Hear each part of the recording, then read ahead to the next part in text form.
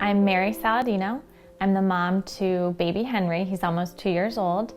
And Henry, my husband Anthony, and I live in Boston. So Henry was born at 37 weeks old. We had an entirely normal pregnancy. We had no indication that we were in for any kind of a surprise. And shortly thereafter, we did discover that there were some things that weren't necessarily going according to plan. It was soon determined that something needed to be evaluated as it related to Henry's breathing. About 2 or 3 days after that, we put him under his play mat, and my husband Anthony noticed that his eyes were getting fixed to the right and that the right side of his body was stiff. And I noticed something just slightly askew, but soon we found out that there was much more that he was challenged by. So we took him to the Children's Hospital and they did another EEG and they confirmed, in fact, he did have a seizure, and they said it was most likely benign epilepsy of infancy. A couple days after that, he seized again. We went back and they started to suspect that the root cause might be genetic. We met with the genetic counselor and finally she said, your son has a condition called AHC, alternating hemiplegia of childhood. It is unlikely that your son will ever walk or talk. So AHC is a rare disorder, but that affects quite a few children in a very severe manner. It really consists of episodes of hemiplegia, which means body weakness on one side, but it can at times also affect both sides at the same time.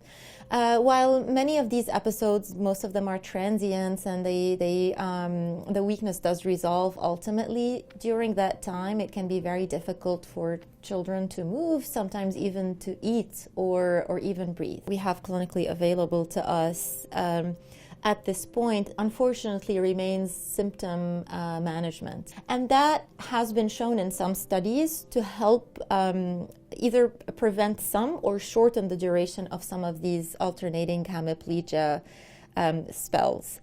Outside of that, in the clinical realm, there isn't really anything more specific that we are able to use that is more directed towards the genetic abnormality itself or towards AHC in general at this point.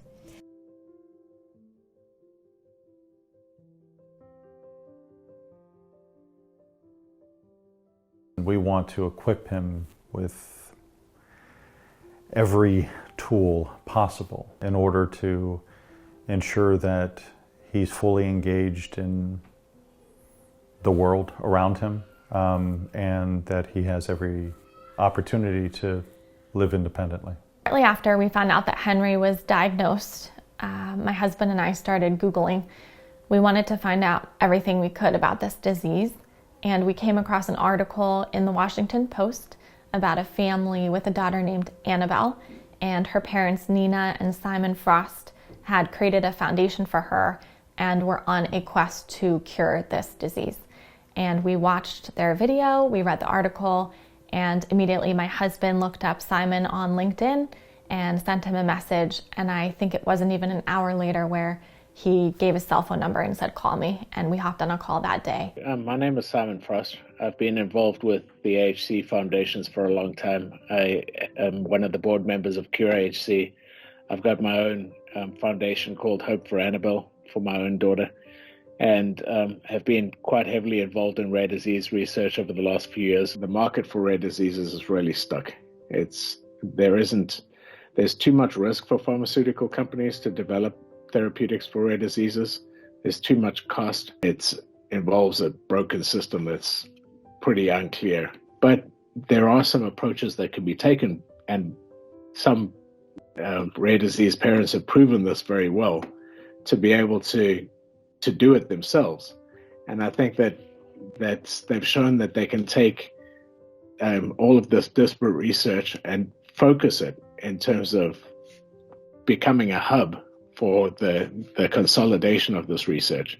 My cousin Rob, who used to be in the biotech field and is a scientist, mentioned a type of treatment to me called an ASO. So ASO stands for antisense oligonucleotides. And these are molecules that they're quite small, and they are designed in a way to enter the cell and attach to the targeted part of the RNA molecule. They can do several things to affect the transcription and translation. In its particular form, for example, that is affecting Henry, what we want to help that molecule, that protein, work better by correcting the way it gets folded. We have to intervene as early as possible, because later on there might be changes that have already occurred that we're not going to be able to reverse.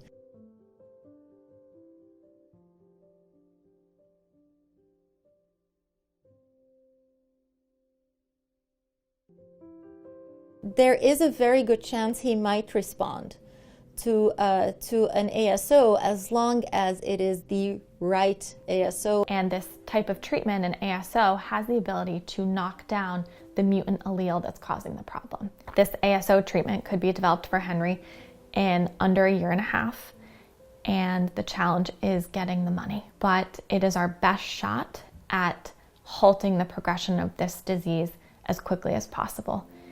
Having that realization led my husband and I to decide to create a nonprofit foundation for Henry, appropriately called For Henry. And the goal of our nonprofit is to raise $3 million for this ASO treatment.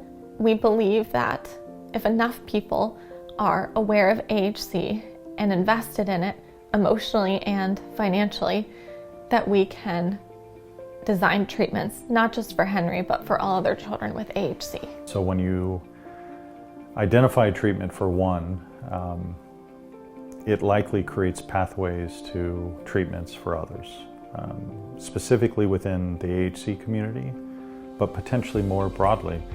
This is an effort that we think is complementary to our support to other foundations.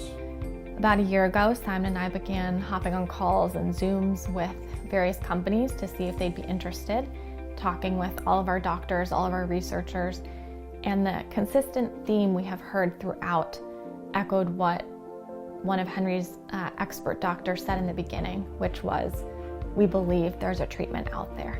I think that we can get therapies within the next few years if we can keep on this trajectory. Whatever was to come, Henry is a really resilient, joyful kid, and he continues to be that way. Even today, when he had trouble breathing, the second he's fine, he takes his oxygen off and starts laughing like, whew, we did it, Mom. And he is the strongest, bravest person I've ever known.